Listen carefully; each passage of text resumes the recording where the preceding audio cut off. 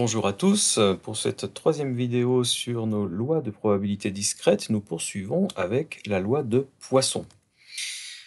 Alors, pourquoi est-ce que cette loi existe? D'abord, il faut dire que c'est une loi purement théorique qui est ici pour se substituer à la loi binomiale et donc par extension aussi à la loi hypergéométrique.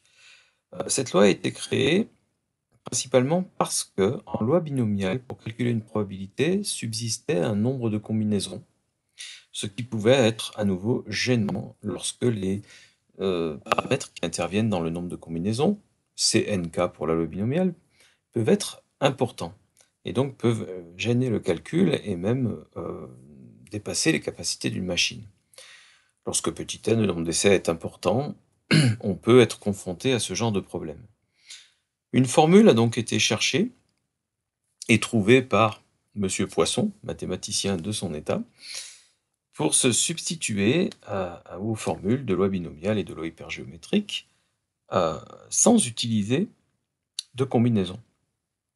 Alors, il se trouve que la formule de la loi de Poisson est extrêmement efficace et très employée encore de nos jours, mais ne s'adapte pas à toutes les situations. Donc, reprenons un petit peu le discours. Je vous affiche carrément cette fois-ci une partie du cours du document que vous avez en ligne. Dans de nombreux cas, le nombre de valeurs différentes que peut prendre une variable aléatoire x est très important. Donc on est sur un très grand nombre d'essais d'une expérience aléatoire simple, et donc le nombre de succès possibles peut varier entre 0 et ce très grand nombre petit n d'essais. Le calcul d'une probabilité impliquera alors des nombres de combinaisons immenses, d'autant plus en loi hypergéométrique, mais également en loi binomiale, avec également des puissances très grandes si la loi est binomiale, qu'un ordinateur même actuel peut ne pas pouvoir traiter. De plus, dans les cas où un succès est un événement rare, il n'est pas très utile d'être capable de calculer les probabilités extrêmement faibles des nombreuses situations irréalistes de grand nombre de succès, très éloignées du faible nombre moyen de succès attendus. Alors, petit commentaire sur cette dernière phrase.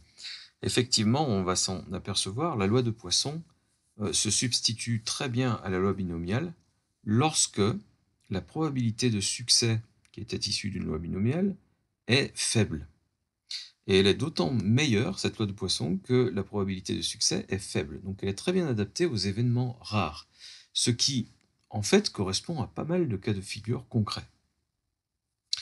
Donc effectivement, si vous avez 1000 essais d'une expérience, et qu'à chaque fois vous avez, on va dire, 2 chances sur 1000 de succès, eh bien votre espérance au bout des 1000 essais, c'est d'avoir eu 2 succès. C'est votre nombre moyen de succès attendu.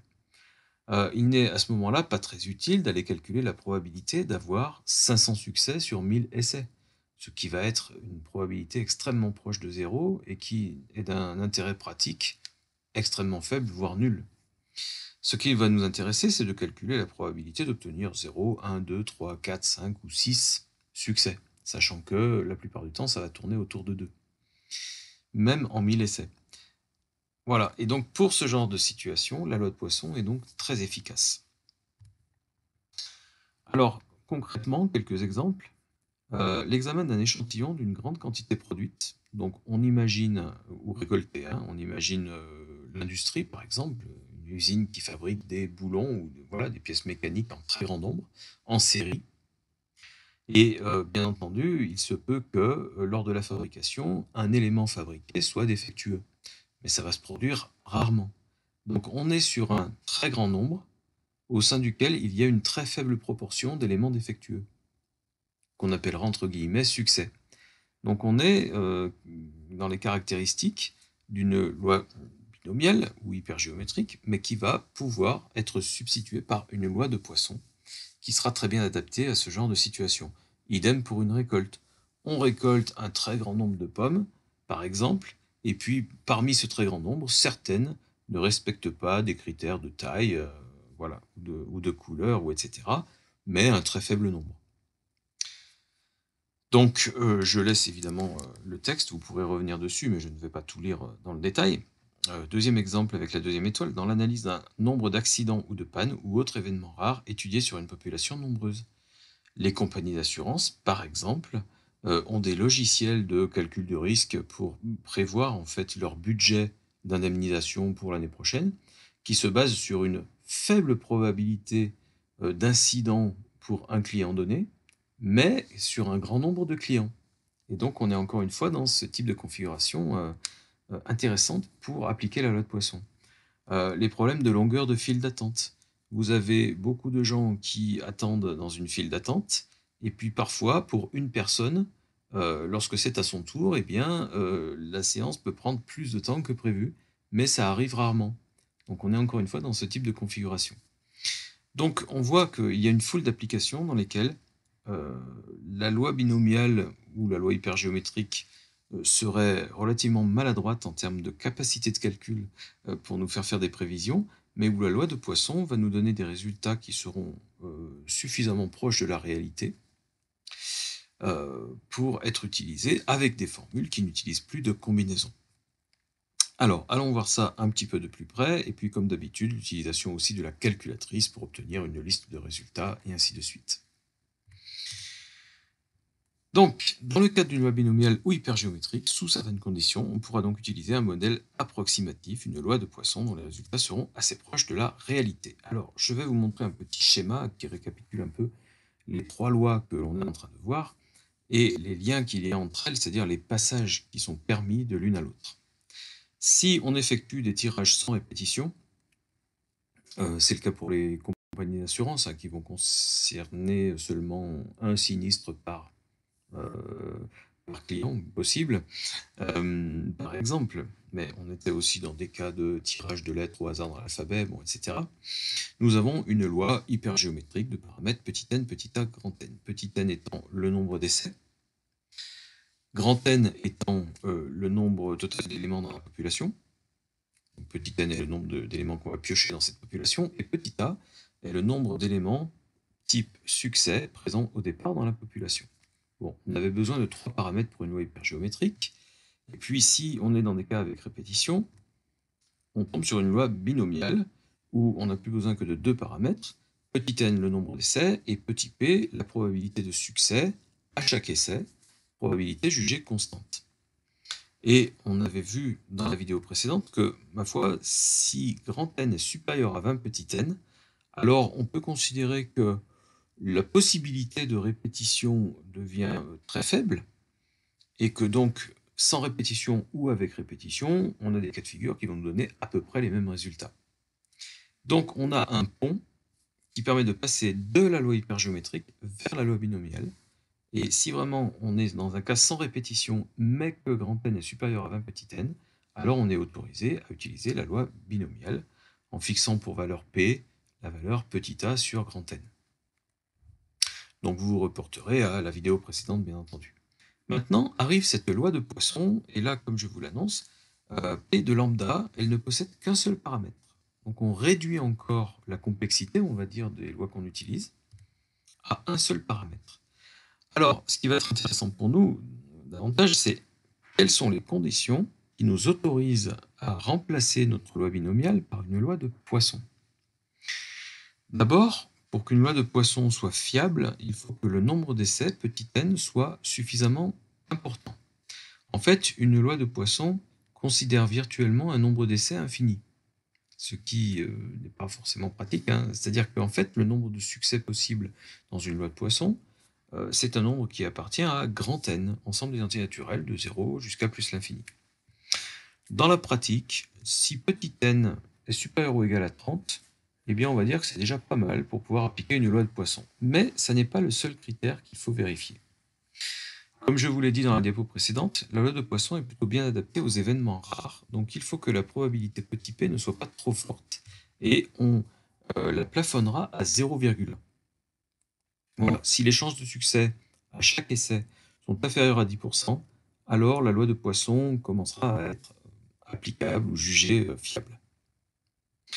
Et puisqu'il faut que le nombre d'essais soit important, mais que la probabilité de succès soit faible, eh bien, entre les deux, c'est le critère sur la probabilité qui l'emporte. Autrement dit, il faut que le produit de n par p ne soit pas trop fort lui-même, et ce produit doit être inférieur à 10.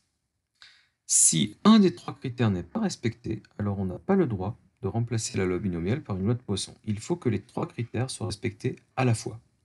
Donc c'est assez contraignant et on verra dans une prochaine vidéo, bien sûr, que si ces critères ne sont pas respectés, on a quand même une possibilité de remplacer notre loi binomiale par autre chose, ce qui sera en fait la loi normale.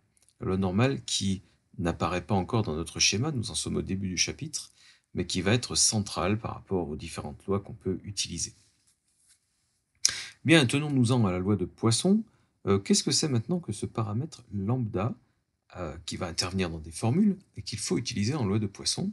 Eh bien, c'est tout simplement l'espérance de la loi. Ce qui était donc également l'espérance de la loi binomiale dont elle vient, l'espérance de la loi binomiale qui valait n fois p. Donc on construira la loi de Poisson de paramètre lambda avec lambda égale n fois p. Donc on a la possibilité de passer d'une loi binomiale à une loi de Poisson, et puis bien entendu d'une loi hypergéométrique à une loi de Poisson. Le tout c'est de suivre les deux flèches. Donc il faut que les 3 critères présents ici soient respectés, mais aussi que grand n soit supérieur à 20 petit n.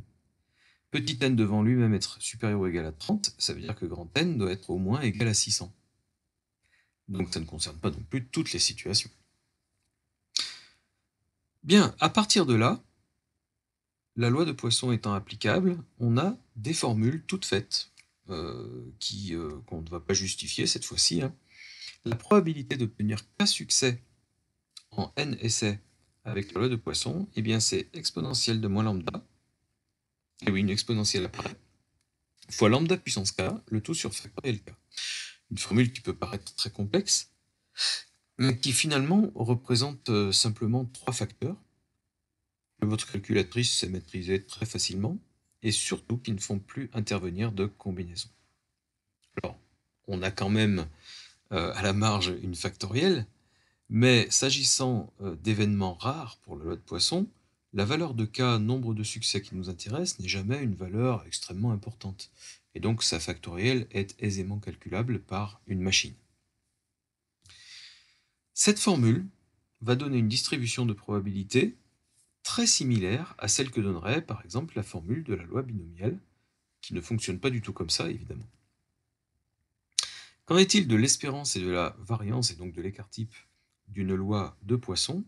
Eh bien, comme je l'ai expliqué tout à l'heure, puisque le paramètre lambda est égal à n fois p, et que n fois p est notre espérance en loi binomiale, eh bien, l'espérance d'une loi de Poisson de paramètre lambda, c'est lambda. La variance d'une loi binomiale est égale à n fois p fois q. Comme on considère des valeurs de p faibles, eh bien les valeurs de q sont proches de 1. Et donc n fois p fois q ou n fois p, ça n'est plus très différent. Il se trouve qu'en loi de Poisson, la variance est égale aussi à n fois p, donc à lambda. Donc on a une situation très très simple au niveau de ces paramètres. Espérance lambda, variance lambda. Si vous connaissez le paramètre de votre loi de Poisson, vous avez du même coup l'espérance, la variance, et donc l'écart type qui sera égal à racine carrée de lambda. Alors, bien entendu, pour des calculs, on va dire, basiques de probabilité, vous n'avez pas besoin d'utiliser dans le détail cette formule, puisque dans la majorité des cas, vous connaissez vos paramètres, et d'un autre côté, votre calculatrice possède une option loi de Poisson, de même qu'elle possède une option loi binomiale. Allez, allons voir ça. Nous nous basons sur un exercice qui est l'exercice 8 du document, que je vais rappeler ici. Donc, je pars d'une loi binomiale. Donc, notre variable aléatoire x est binomiale. En tout cas, sa loi est de paramètres n égale 50, p égale 0,06. Donc, on essaye quelque chose 50 fois de suite, avec à chaque fois 6% de chance de succès. Premièrement, faisons nos calculs en loi binomiale, obtenons une liste de probabilités, ça nous permettra de nous refaire la main, on va dire, là-dessus au niveau de la calculette. Calculer P de x égale K pour k entier de 0 à 7. Alors évidemment, les possibilités de nombre de succès vont de 0 à 50, puisqu'on essaye notre expérience 50 fois. Sur ma liste, d'ailleurs, je vais envisager de 0 à 10 succès, pour voir un petit peu ce que ça donne, mais dans l'exercice 8 en particulier du document, on nous demandait de 0 à 7, peu importe. Ce qui est important, c'est de bien se souvenir qu'en liste 1, on va justement lister les nombres de succès qui nous intéressent. Et en liste 2, on voudra obtenir les probabilités de chacun de ces nombres de succès. On se place tout en haut sur liste 2 pour pouvoir écrire une formule. Dans cette formule, on fait appel à la loi binomiale, puisque dans cette question, on est en loi binomiale. Et donc, on ira chercher sur TI seconde var pour atteindre les distributions et on choisira binôme PDF. Et puis sur les Casio, on ira dans option statdist pour aller chercher BPD, Binomial Punctual Distribution. On entre les paramètres qui nous intéressent, 50, 0,06 et liste 1 pour figurer les nombres de succès qui nous intéressent. Encore une fois, en liste 2, on met une formule de liste. Et donc on doit faire appel à toutes les valeurs rencontrées, une par une, dans une liste qui se trouve être la liste 1. Voilà pour TI, voilà pour Casio. Qu'est-ce que vous obtenez? Vous pouvez faire évidemment la manipulation en parallèle. Vous êtes censé obtenir ces résultats-là. Très bien, donc nous avons une probabilité de 0 succès qui est quand même faible. C'est vrai que même avec seulement 6% de chance de succès, lorsque vous essayez quelque chose 50 fois de suite, c'est quand même plutôt rare de n'obtenir aucun succès. Ensuite, vous avez des nombres de succès qui sont assez probables, 1, 2, 3, 4. Et puis, vous tombez ensuite sur des probabilités qui baissent très fortement, très rapidement. Il devient très très improbable d'obtenir à partir de 9 succès, on va dire. Alors pourquoi est-ce que c'est très improbable? C'est l'espérance qui vous le montre. L'espérance en loi binomiale vaut n fois p. 50 fois 0,06, bref 6% de 50, ça donne 3. Sur 50 essais, vous vous attendez en moyenne à 3 succès. Il n'est donc pas étonnant que la probabilité d'obtenir 3 succès représente le maximum de la liste des probabilités, et que plus on s'éloigne de 3 succès, plus la probabilité que l'événement se produise est faible.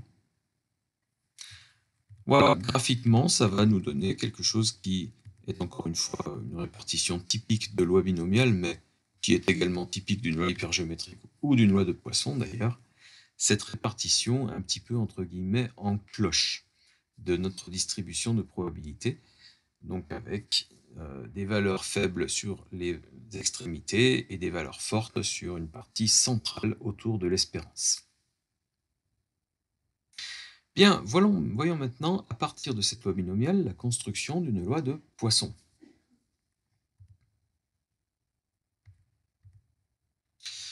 Donc on va d'abord justifier que l'on a le droit d'utiliser une loi de Poisson, et on va dire laquelle, c'est-à-dire avec quels paramètres.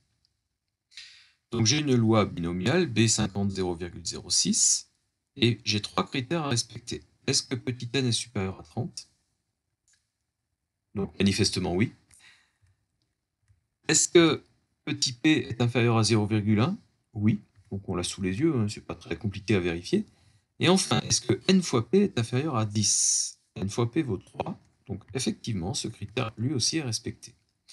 Nous avons 3 oui, donc nous avons le droit d'utiliser une loi normale. Une loi de Poisson, je m'avance beaucoup.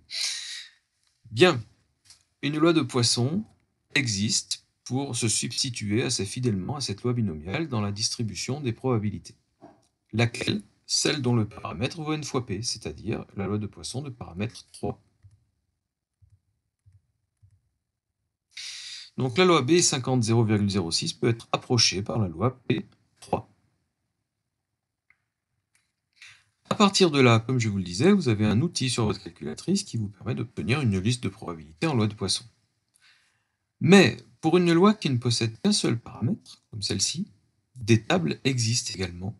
Et donc, vous pouvez être muni, il y en aura dans le formulaire sur mes documents, et avec un autre enseignant, c'est assez classique aussi, muni d'une table de loi de Poisson qui envisage un certain nombre de valeurs de paramètres, et qui pour chaque valeur de paramètre, ici par exemple 3, va vous donner une liste de probabilités précalculée. Donc, donnez à l'aide de vos calculatrices et vérifiez sur la table de loi de Poisson les probabilités devant des plus hauts comparées à celles obtenues par une loi binomiale. D'abord, parlons du formulaire justement. Une table va se présenter sous cette forme. Elle va envisager dans différentes colonnes différents paramètres de loi. Et puis pour les lignes, nous avons les valeurs K des nombres de succès envisageables. Nous sommes dans une loi de Poisson de paramètre 3, donc seule cette colonne-là nous intéresse pour les valeurs de K correspondantes. Dans la diapo qui précédait, nous avions fait un calcul des probabilités en loi binomiale pour K allant de 0 jusqu'à 10. Les probabilités en loi de Poisson existent d'une manière définitive, hein, elles sont précalculées, elles sont ici. Mais votre calculatrice les retrouvera évidemment très bien. Alors bien sûr, une table comme celle-ci ne peut pas envisager l'infinité des valeurs de lambda possibles. Donc ici, j'ai décidé de créer une table qui envisage des entiers et des demi-entiers. Mais évidemment, si vous tombez sur une loi de Poisson de paramètre 2,8, eh bien vous êtes obligé de demander à votre calculatrice de vous calculer les probabilités correspondantes. Alors, allons-y justement, conservons la liste 2 qui contenait les probas en loi binomiale et calculons en liste 3 les probas en loi de Poisson. Cette fois-ci, au lieu de sélectionner binôme PDF sur une TI, vous sélectionnerez Poisson PDF. Et puis sur une Casio, au lieu de sélectionner BPD, enfin BINM pour la loi binomiale, puis BPD, vous sélectionnerez POISN pour Poisson, et enfin PPD.